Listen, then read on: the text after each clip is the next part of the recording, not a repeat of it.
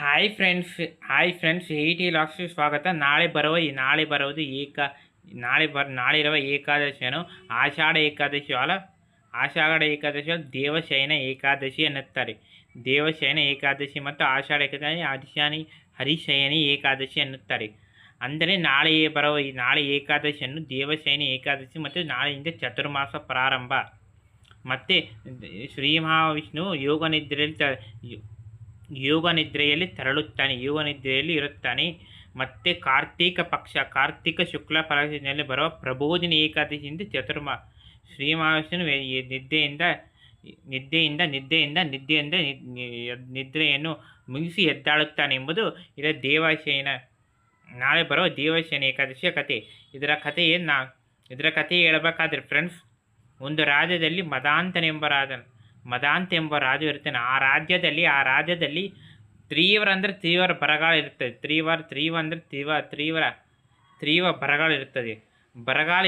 ಬರಗಾಲ ಇರುವ ಕಾರಣದಿಂದ ಬರವಿರುತ್ತದೆ. ರಾಜ್ಯದಲ್ಲಿ ಬೆಳೆ ಇರೋದಿಲ್ಲ, ಏನೂ ಇರಲಿಲ್ಲ. ಅಲ್ಲಿ ಒಬ್ಬರು ಮಹರ್ಷಿಗಳು ಬರ್ತಾರೆ. ಆ ಮಹರ್ಷಿಗಳು ಏನು ಹೇಳುತ್ತಾರೆ? ಮಹರ್ಷಿಗಳು ನಾಳೆ ಆಷಾಢ ಏಕಾದಶಿ ಮತ್ತು ದೇವಶಯನಿ ಏಕಾದಶಿಯನ್ನು ಆಚರಿಸಿದರೆ ದೇವಶಯನಿ ಏಕಾದಶಿಯನ್ನು ಆಷಾಢ ಏಕಾದಶಿಯನ್ನು ಆಚರಿಸುವಾಗ ನಿನ್ನ ರಾಜ್ಯದಲ್ಲಿರುವ ಬರ ಹೋಗುತ್ತದೆ. ಶ್ರೀಮಹಾವಿಷ್ಣು 3 ದಿವಸ ಉಪವಾಸ ಮಾಡು ಏಕಾದಶಿಯನ್ನು ವ್ರತವನ್ನು ಪಾಲಿಸಿ ಎನ್ನುತ್ತಾರೆ. ಆ ರಾಜ್ಯ 3 ದಿವಸ ಉಪವಾಸನ ಮಾಡಿ ಏಕಾದಶಿಯನ್ನು ರಚಿಸುತ್ತಾರೆ. ರಾಜ್ಯ ಸಮೃದ್ಧಿಯಾಗಿ ಮಳೆ ಬೆಳೆ ಎಲ್ಲ ಆಗುತ್ತದೆ.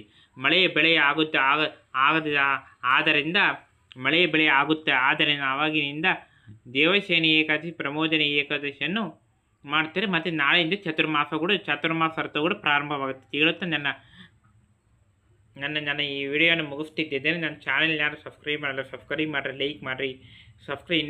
ಇಂಥ ಒಳ್ಳೆ ವಿಡಿಯೋಗಳು ಬರ್ತಾರೆ. ಸಬ್ಸ್ಕ್ರೈಬ್ ಯಾರು ಮಾಡ್ತಾ ಇಲ್ಲ ಗೈಸ್, ನಿಮ್ಮಂಥ ಸಬ್ಸ್ಕ್ರೈಬ್ ಮಾಡೋದು ನಮ್ಮಂಥ ಸಪೋರ್ಟ್ ಆಗುತ್ತೆ. ಇನ್ನೂ ವೀಡಿಯೋ ಮಾಡೋಕ್ಕೆ ಭಾರಿ ಇಂಟ್ರೆಸ್ಟ್ ಬರುತ್ತೆ ಅಂತ ಹೇಳುತ್ತಾ ನನ್ನ ಚಾನಲ್ ಯಾರು ಸಬ್ಸ್ಕ್ರೈಬ್ ಮಾಡಿ, ಲೈಕ್ ಮಾಡಿ. Long videos, short videos support ಕೊಡ್ಕೊಂತೀರಿ. ಲಾಂಗ್ ವೀಡಿಯೋಸ್ ಕೂಡ ಸಪೋರ್ಟ್ ಕೊಡಿ. Short videos description long videos ಕೊಡ್ತೀನಿ. ಜೈ ಹಿಂದ್.